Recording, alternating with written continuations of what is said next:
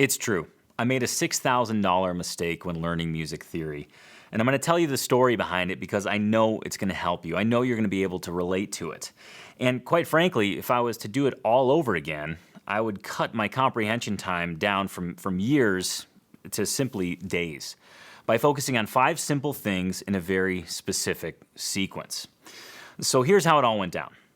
So I'm beginning guitar. I'm going to set the stage for you. I'm about 2 years into my guitar journey. I'm about 19 years old. I started when I was 18. And I guess that would make it 1 year. But you get the idea. It was early on.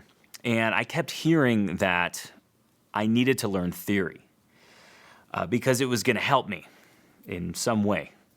Everybody, oh, you should really learn theory. You should really learn theory.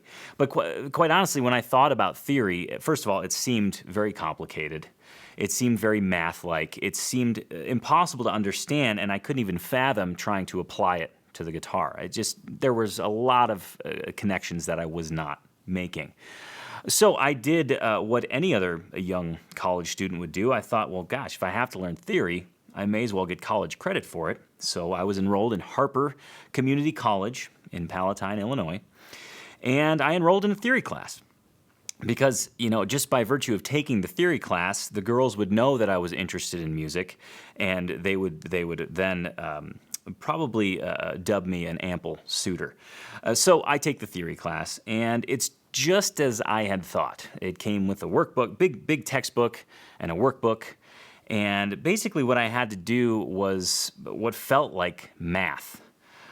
In doing this, it certainly wasn't fun. And it certainly led me to believe that I would never be able to apply this to the guitar because we were working with pianos and things like that.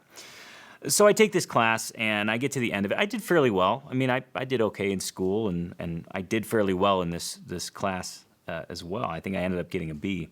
But I was left with a whole wheelbarrow full of theory knowledge that I didn't know what to do with. Unless there was a music theory trivia, like a board game, then I would absolutely kill it. I was positive. So let's keep going in this guitar journey. So during this experience, I was learning songs. I just learned how to read tablature. And I was learning songs off of tablature, but there was a lot of questions that I still had. Why certain chords fit together, and why I was finding one tab of a song that was one way, and then the other tab was completely different, but they both sounded the same. And I'm sure you can relate to this because there's so many tabs now, way more now than when I first started out. And I had all these questions. It felt like learning songs from tabs was very surface. I knew there was another layer that I could go, another layer that I could discover. So I was this whole time I was jamming with my dad and my Uncle Jim. And they were showing me things, which was really fun. It was a great carefree environment for me to be able to learn how to play with other people and not feel judged because it was family. But let me take a quick aside and describe Uncle Jim to you because Uncle Jim drove a white Chevy van. He groomed dogs part-time to make ends meet. He often wore just obnoxiously gross sweaters, and he had a raging mullet. And to cap it off, he played a 70s BC Rich Mockingbird. So he was, and he had a mustache. Nothing against mustaches. I love facial hair, but you get the idea. He was a character, but he was a great guitar player. I mean, he was much older than me. He had a ton of years under his belt, and I thought, man, this guy's awesome.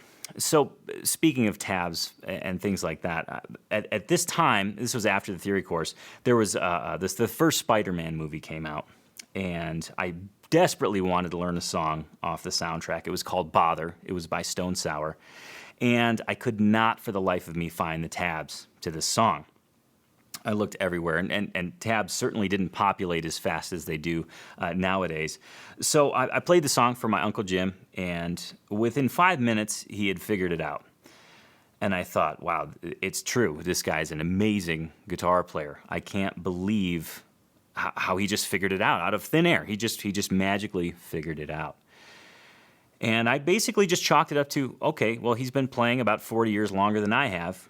In 40 years, I'll be able to do that too. This is a key point of the story because I think you can probably relate to a lot of what I was going through. Seeing players that were better than me, that have been playing longer, and just kind of making this connection that someday I'll get there too. Let me fast forward 4 years. Now this is 4 years after I've taken the theory class. I moved to downtown Chicago. I get a job at the Old Town School of Folk Music. I was working in the music store there. Met a lot of great people, and all throughout the school there's music happening. There's people jamming in every corner of the school. There's music happening all the time. And again, my line of thinking was, okay, these people probably have played together for quite a while, and they understand each other. They have the same songs that they play, and this is why things sound so good. While I was working at the store, I met two gentlemen that were integral to me making a huge light bulb moment, which I'm going to tell you about. Simon Flory and Ed Dverdek. Both of these guys were great players and welcomed me in with open arms. In fact, they invited me to one of these jam sessions that would happen around the school. And I thought there was a lot of anxiety that built up, as it does around playing a guitar by other people, with other people. And I thought, I can never do this. There's no way. But contrary to my gut feeling, I said, you know what? To hell with it. I'm going to go. I'm going to just try it. Simon and Ed are nice guys. I'm sure these people will be nice. And they were. It was a great experience. But I didn't know any of the songs. I tried to contribute as much as I could, but my confidence was severely lacking. But nonetheless, I had fun at the jam. So the jam's over, and Ed, Simon, and myself are walking out, and I asked Ed, I said, hey, Ed, can you do me a favor and give me the song list and the chords for the songs we played for next time? And he said, well, the songs change every week, but don't worry, they're all pretty simple. They're just a 1-4-5, the occasional 6 minor, you'll be fine. And I kind of like looked I remember the look I gave him was like, what the hell language did you just speak to me? Because I'm used to like hearing about a G chord, not numbers.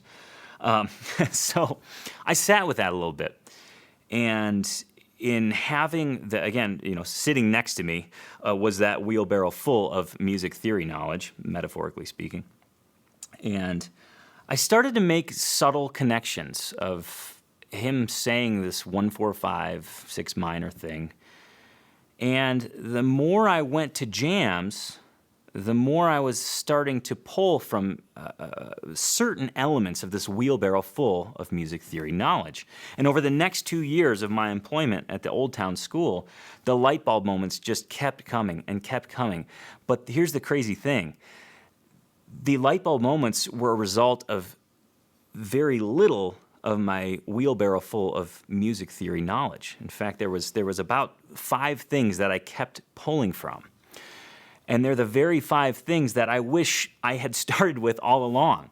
Because quite honestly, that huge chunk of music theory that I learned really clouded the waters. It really, I was focused on all of these things when if I just focused on 5 core elements, I would have been able to apply it to the guitar nearly immediately.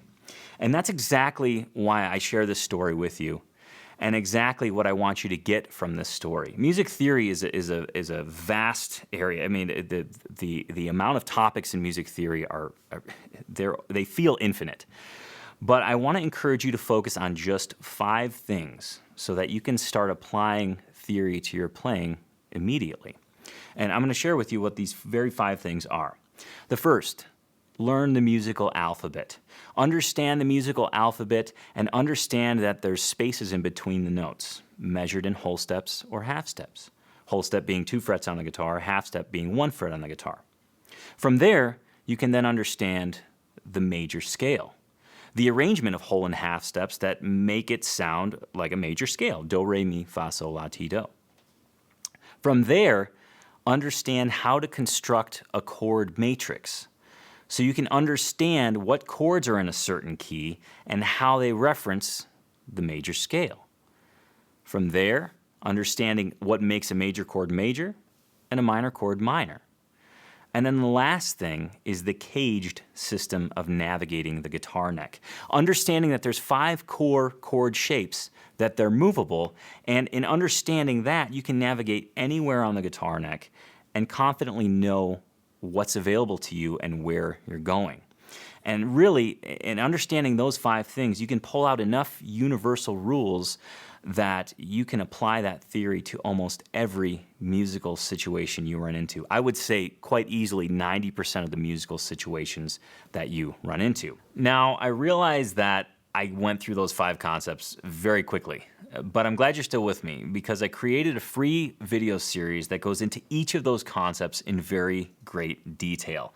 In fact, all you have to do is click the link here in the description or in the video, and you can watch this video series within seconds. It goes through each of those topics in great detail. In fact, you can even go through the entire video series and then go back through. You'll make even more connections. And it was really important for me to create this material because I think it's the crucial connection point in making that kind of feeling like, gosh, I'm never going to be able to get out of my house and play and understand what other guitar players are doing. I think this very video series will help you make that connection and make you realize that that's way more of a reality than it currently may seem. So please, I encourage you to click the link here in the video or in the description below. Go take in that full foundational 5 video series. You're gonna have a ton of light bulb moments, and like I said, and I really hope it gives you confidence in going forward and knowing that, understanding music theory is actually very attainable, and there's a little chunk of it that can take you a very, very long way. So go ahead and click the link, and I can't wait to see you over there.